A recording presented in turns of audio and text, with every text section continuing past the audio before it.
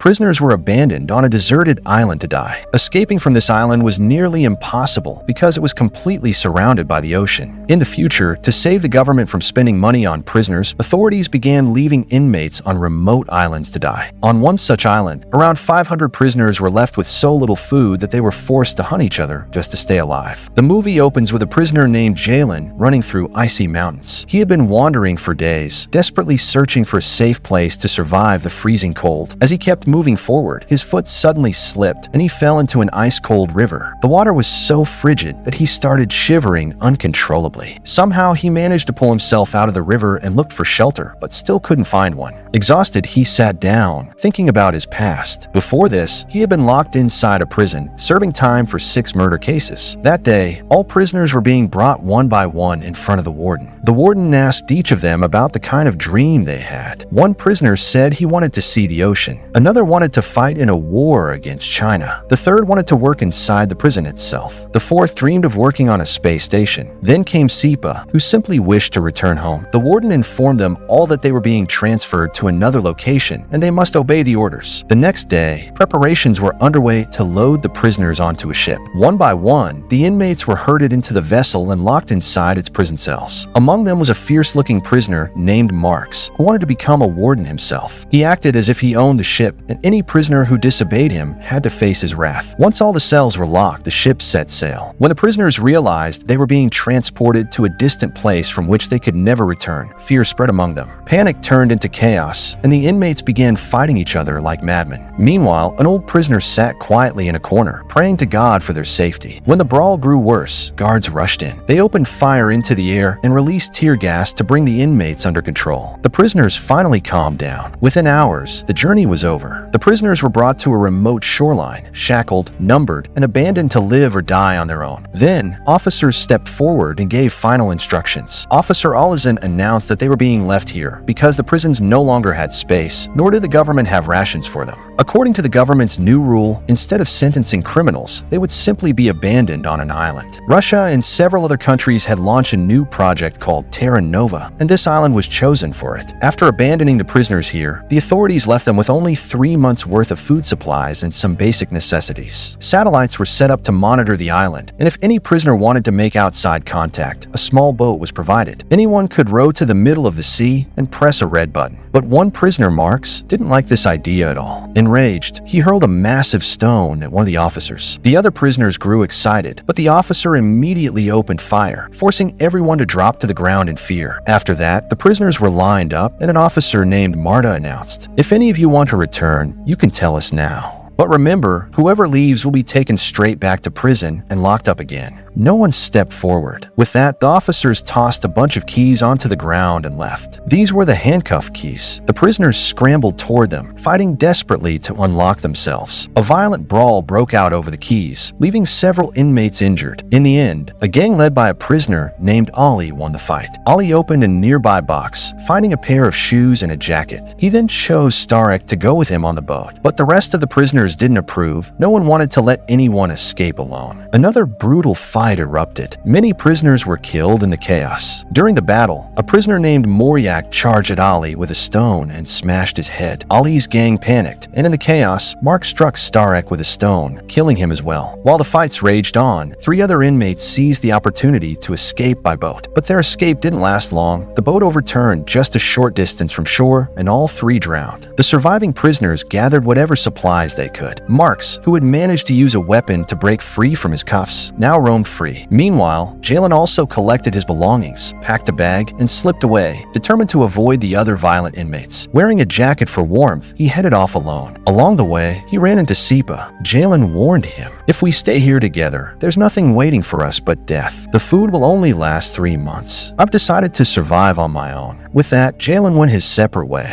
The story shifts back to the present. Jallen, lost in thought, was weighed down with sorrow. He still needed to find a safe place to rest. As he wandered, he came across a cave. Since there was no snow inside, he settled there. Sitting down, he pulled out an old photograph of his family, gazing at it with emotion before falling asleep. Hours later, he woke to a harsh reality. Rats had torn through through his bag, destroying all his food. The rodents were still gnawing at his supplies when suddenly, rain began pouring down outside. Jallen took shelter under a large rock. Afterward, he gathered firewood, lit a fire, and used it to heat water for drinking. Then, determined to survive, he went hunting, caught his meal, and cooked it over the fire. At that moment, Jallen's friend Sipa shows up. He quietly tries to steal Jallen's knife, but Jallen notices and asks him to return it. Sipa, starving, pleads with him. He promises to give Jallen some salt and help him in return. Jallen agrees, and the two of them share the roasted meat together. Later, we see Sipa wandering alone to the edge of a cliff. He turns to Jallen and asks, "Why do you still want to live?" Jallen replies, "I want to live for my family. Even though none of them are alive anymore, I want my grave to be beside theirs when I die. But if I die here on this island, that won't be possible. That's why I have to survive." The next day, Jallen and Sipa reach the shoreline, searching for a way to escape the island. They try catching fish, but discover that no fish live in these waters. As Sipa dips his hands into the sea, trying to grab something, a centipede-like jellyfish stings him. Screaming, he jerks his hand back and runs in fear. Just then, Jallen spots the wreckage of a broken seaplane. His eyes light up with hope as he rushes to collect the scattered pieces. Seeing the aircraft stirs something inside him. Once upon a time, Jallen had been an excellent pilot. He knows repairing the plane could be their only chance of survival. But the task is far too great for just the two of them. So they decide they must return to the base camp and ask the others for help. The journey back is grueling. At one point, Jallen begins to think they may not survive the cold. But against all odds, they finally reach the camp. When they arrive, they find the situation completely changed. Markx and his gang now control everything. Markx sees himself as the warden, and his word is law. Whenever he shouts an order, all prisoners must immediately rush back to their cells. Whoever comes in last is declared the loser, and the punishment for losing is death. Meanwhile, Sipa and Jallen, exhausted from their long journey, collapse onto the ground. After a while, Sipa wakes up and sees a group of prisoners approaching them. Terrified, he hides behind a nearby rock, but Jallen is still asleep. Determined to protect his friend, Sipa comes out of hiding. Just as they're about to run, Marx's men surround them and drag both of them before Markx. Now a decision must be made. What will happen to Jallen and Sipa? Markx announces his verdict, but Jallen steps forward and offers him a deal. "If you let us go with a boat," he says, "I'll tell you the location of the seaplane wreckage I found. Together, we can repair it and escape this island." Intrigued, Markx accepts the deal and agrees to release Jallen and Sipa. However, Markx didn't fully trust Jallen, so he sent Jallen and Sipa off with two of his men on a boat just to make sure they wouldn't try to escape. Afterward, Markx questioned his gang about Jallen's past. They told him that Jallen was once a skilled pilot, but in a tragic plane crash, his entire family had died. Overcome with rage, Jallen killed the dispatch officer whom he blamed for the accident. That was the crime that landed him in prison. Hearing this, Markx realized that Jallen wasn't just an ordinary man. He was clever, dangerous, and calculating. With that thought, Markx decided to cancel the deal altogether. Back at the base camp, chaos erupted again among the prisoners. Markx silenced them with threats, warning that anyone who disobeyed would be thrown back into a cell. When one inmate dared to defy him, Markx had him executed on the spot. Meanwhile, out at sea, one of Marx's men suddenly fell overboard and began to drown. Jallen, acting quickly, pulled him back into the boat, saving his life. Around the same time, one prisoner attempted to use the signal device to call for help, but was already broken. With no hope of rescue, Jallen and the others returned to shore. Some of them insisted that supply drops would arrive soon, but Markx didn't believe it. In the end, they all agreed to wait one more day before killing anyone else. To increase their chances, Sipa carved a giant SOS into the sand, hoping the surveillance satellite Marta had once mentioned would pick it up. This gave the prisoners a brief sense of hope. But even after all these attempts, no help came. Later, Jallen led a group of inmates back to the location where he had first spotted the wreckage of the seaplane. When they arrived, everyone was overjoyed. They immediately began gathering the broken pieces, working together to rebuild a new aircraft. Just then, Marta returned to the island with her armed forces. Some of the prisoners tried to block their path, but the soldiers quickly subdued them with tear gas. After the situation calmed, Marta agreed to speak with Jallen. He told her they needed supplies and fuel. Puzzled, Marta asked, "Why do you need fuel?" Jallen explained, "We use a generator here to keep the lights running at night, but now it's empty and we're living in darkness." In reality, they needed the fuel to restart the plane, but Jallen carefully kept that truth hidden. He then asked Marta, "Why didn't we get any response to the SOS we sent?" Marta avoided the question and instead demanded, "What were you doing so far away from the base camp?" Jallen quickly replied, "We went fishing." Marta narrowed her eyes. "There are no fish in this region." Without hesitation, Jallen shot back, "Then we've been killing those jelly centipede creatures and eating them." After that, Marta asks Jallen, "Out of the 206 prisoners, how many are still alive?" Jallen replies, "There are still 87 alive, but some of them are already sick.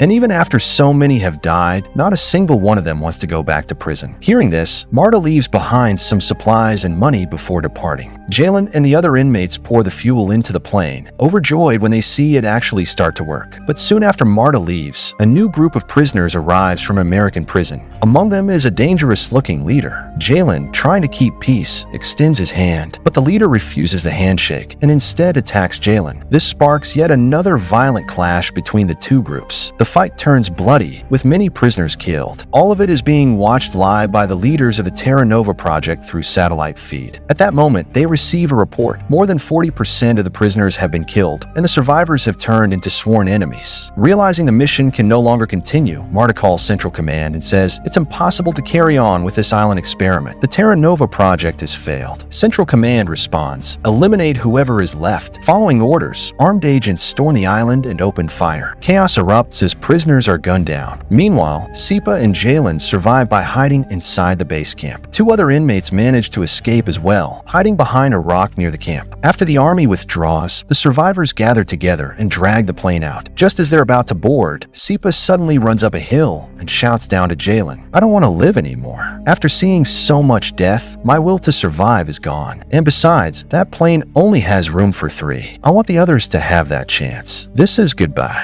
The 3 remaining survivors climb aboard the plane. Jallen takes the controls, determined to fly them to safety. But just as the aircraft lifts off, guards open fire again. 2 prisoners are killed instantly. Jallen, however, manages to escape alive. He pilots the plane away, leaving the cursed island behind. And that's where the film ends.